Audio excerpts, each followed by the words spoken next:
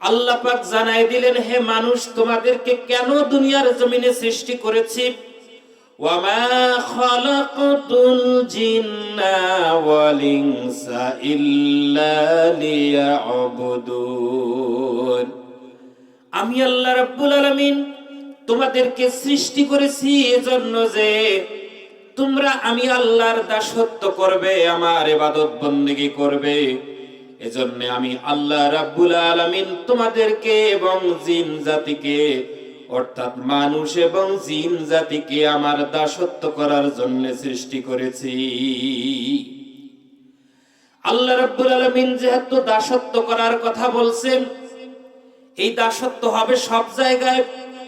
রান্নাঘর থেকে শুরু করে সংসদ পর্যন্ত দাসত্ব হবে আল্লাহর।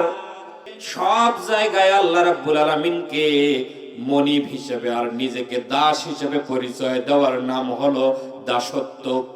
আল্লাহ তাআলা বললেন, ওয়ামা খালাকতুল জিন্না ওয়াল ইনসা ইল্লা লিয়াবুদুন।